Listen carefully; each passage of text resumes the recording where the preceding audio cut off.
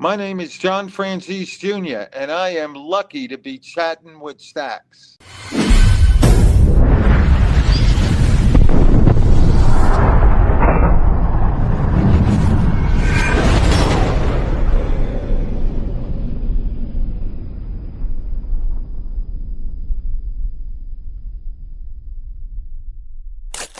Welcome to this episode of Chatting with Staxx. I'm your host, Bill Staxx, and today I got John Franzese Jr.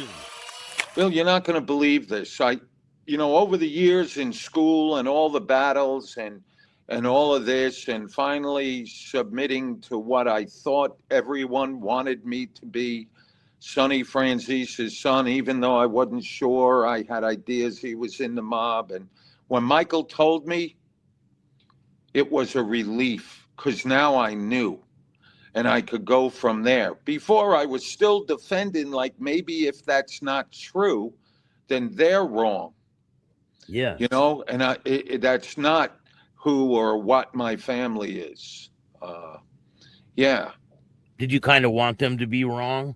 Yeah. When Michael told me, I was like, this is good. Yeah, I wanted them to be wrong. And I think from that moment on, I took that position where I was no more unsure, but now I could confront whoever tried to confront me in a different way. Yeah. Yeah, for sure. So now, was Michael making a lot of money at this time? And so what type of things do you start doing? There were things that I think there were troubled times that we had, but I'll be honest with you, Michael always seemed to make money. Him and my dad, look, the two of them together are a team you can't believe. I used to think they were crazy. I liked having money, but I certainly wasn't going to do what they did because they never stopped working. Like they made a fortune. They needed to make another fortune. And I don't know, maybe they'll get mad at me for saying that, but it was like, I'm like, okay, what are you giving me? And they'd look out for me. And hell, I was off to nightclubs. I was just loving it. I loved being Michael's brother and Sonny's son. And, I started to get my own crew. I mean, I'm not going to lie to you. I loved it. Did you get a lot of respect on the streets? That was one of the things that I think I fell for. I was no longer the kid whose father was a gangster. I was no longer the kid that went to school and whose father was never able to come to sport events or any of that. All of a sudden, at that same time, Michael opened up a lot of doors for me, and I knew and I learned how to use them. Like, there's nothing like being 16 and 17 years old and getting into every club on Long Island. And even, listen, I slept with the most gorgeous English teacher because when she wanted to go to the club, so she did, and then she wanted to go again and be.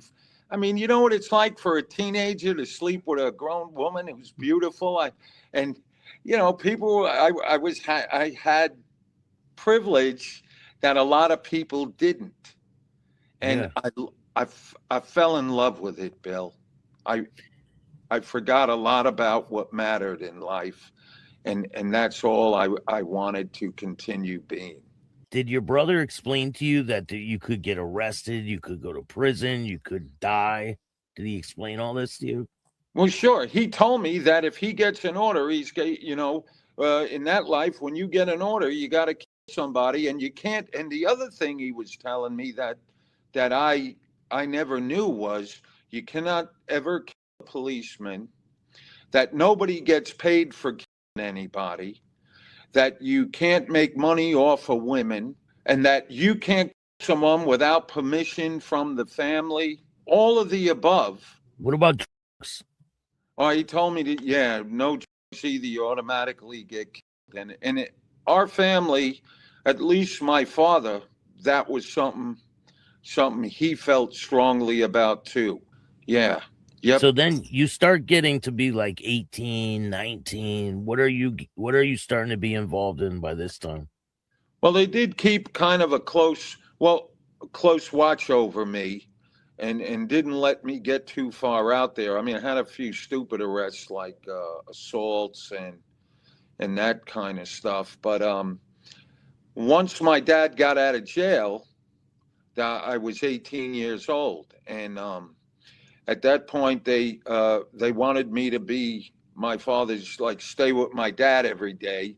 Michael, he had a family and stuff, and they were always together, but still, just to keep, so that we didn't need a stranger driving, or we didn't want my dad going out on his own.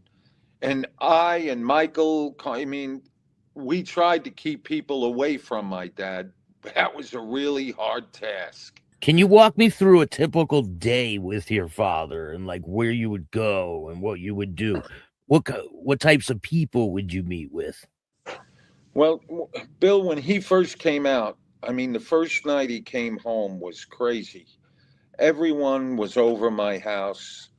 I remember the most interesting thing that I thought odd, because at the time I didn't like it. He asked my grandmother to make broccoli rabe. Do you know what broccoli rabe is? Yeah, yeah. Of all the things, that was the one thing he wanted. And of course, she made other food, but the house was loaded. And my cousin Tootie came over with a bag of money. I believe it was 40,000, but there was supposed to be more coming, and that's all he brought that day. And I remember, I know for sure, my father, because he was on parole, he gave it to Michael to take home, and he said, "Hold this." There were guys, Jojo Vitaco, and I think Anthony Familari, climbing over our back fence. They parked like 12 blocks away and walked separately. They weren't supposed to come to the house because he's not allowed to see anybody. Yeah. But they jumped over fences and climbed. These are older guys. Their knees were dirty, and they knocked on a door. And I said, "What are you doing here?" And they said, "Sonny, we had to see you. We had to see you." We climbed, we jumped, and all of the above. And I think at some point, I might be wrong, Michael, Jojo, and Tootie and my dad went in the back in one of the rooms to talk, but they were very careful. They figured it might be bugged, um, that kind of stuff. It was pretty bizarre. And him and Michael already had the car dealership. So every day my dad would get that's where he was employed too. He had got to pay. He had to be employed somewhere. So every day he'd bring me to the car dealership, which I had been working there prior, and we'd hang out there and we do a lot of our businesses from that place, Hempstead Mazda. So would people come up and give him envelopes and things? It was crazy, the people that would come there. You never knew who was showing up, and it never ended for 4 years. Most of the people that there was definitive business with knew, don't come to the car dealership because we don't want to attract attention. We knew that they had to have surveillance on us. I mean, I'm not saying this, but it was well known that it was so ridiculous, the kind of surveillance my dad and we had our whole life, even to the point where an old girlfriend of mine, I'll tell you, we went by the golf course to fool around, and I wasn't paying attention.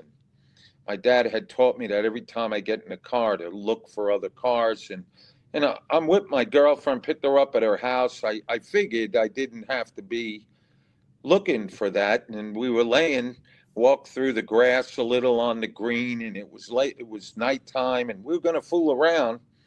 And an FBI agent came in, and we seen him. And he walked up to the green, and he saw us. And then he walked back when he realized that's all I was doing, and it wasn't like some kind of like to throw them off. Yeah. I mean, the surveillance we had was ridiculous, and it was all physical surveillance. In those days, they didn't have the kind of access to technology that they do today. So you would see them all the time following you around? All the time. Michael had a friend named Frankie Gangster. It's Frankie No, that was Castagnera. Frankie G. Michael. He knows. I mean, he'll remember who I'm talking about. When my father first came home, one of the people from the Stork Club, I think his name was Ed Wynn, and then there was a guy named Jackson. Jackson owned it. Ed had a piece of it, but Ed had some obligation to my dad prior. So one of the first things we did was we sent I don't know if Michael sent somebody in there or I ran in there because I was in Manhattan a lot and told him my dad's home and we're going to come visit. And then my dad came, him and Ed talked. At that same point, we grabbed the guy Jackson, who was British. He also owned a hotel on Long Island in the Hamptons. And we would go to the Store Club all the time. Listen, that poor place had to go broke. We go there, we never paid a tab. And I mean, each tab was $1,400, $1,600. That's in those days. I mean, we go there 3 nights a week. And one night we're there and the FBI's following us. And they're following all of us in separate, like Frankie G took his own car. I drove my dad. Michael, I forget who he was with. And where Frankie G's had to leave early and to go do something. And he pulled out and the FBI car was following him. And he didn't even go 20 feet. Frankie G's right in Manhattan making circles. And the FBI's following him on the street, making a U-turn, just to mess with them.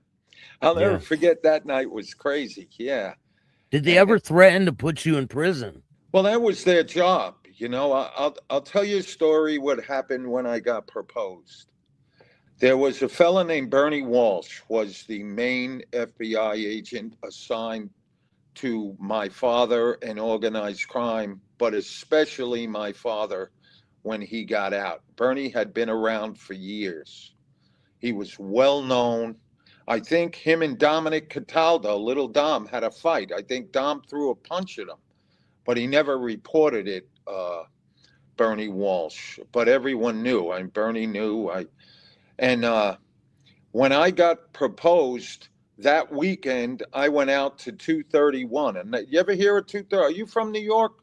No, I'm from Connecticut. Oh, okay. Oh, so you know Willie Pep and all the... Yeah. Okay, good stuff. Yeah, Willie Pep. My dad always told me that in the earlier years, he had known Raymond Patriarca pretty well, who was the boss up there, if I'm correct, right? Yeah, he was really powerful here on the East Coast. And my dad talked really well about him. And if I had ever gone up there and he was still alive at the time, he would have sent me to say hello. This is a good story because a lot of good, and there's a secondary event that happened. So he comes to 231. It was a nightclub in Long Island owned by Philly Basile, who was with Frankie, what's the guy from who Sorvino played in Goodfellas? How do I? Oh, Frankie Savino? No. Oh, no, that's the actor. Paul Sorvino was the actor. Yeah, He played the captain with the Lucchese's. I knew him. Oh, Paulie Vario. Paul Vario. Okay. Philly Basile grew up in the same block as Henry Hill, Paulie Vario, and all. They were all they were all close with Paulie. So Philly owned most of their really good clubs on Long Island. So I was there almost every night. I told you, I love clubs. I love being noticed. I love getting in trouble, making money at clubs. And so I'm there one night and I'm drinking. And Bernie was known for coming over to the bar, standing next to you and drinking it like relentlessly. Well, that night he came and I said, Bernie, can I buy you a drink? He had earlier in the day went to Hempstead Mazda and went over to my father and said, hey, Sonny, I want to congratulate you. Like he showed up at the dealership, walked in and said, hey, Sonny, I want to congratulate you. We just heard that your son John got proposed. Now, we couldn't figure how the hell he knew so quickly, but that same weekend, he came and he said to me, while I'm at the bar, I was with my friend Fat Mikey. He goes, "Hey, wouldn't it be, how you doing? I know you. I hear some good things happen for you." And I'm not paying attention. He said, "Hey, wouldn't it be a shame if that El Dorado you're driving by and you parked by Vincent's, if when you went home tonight, you got pulled over and there was a big bag of in it?" And I know what he was saying. He was saying, "What if I planted a bag of and then," because he knew we didn't do drugs. I mean, I was too young then. I looked at him and I said, "Bernie, not for nothing. We respect you guys got a job to do. We got a job to do, but we're supposed to be the bad guys, Bernie.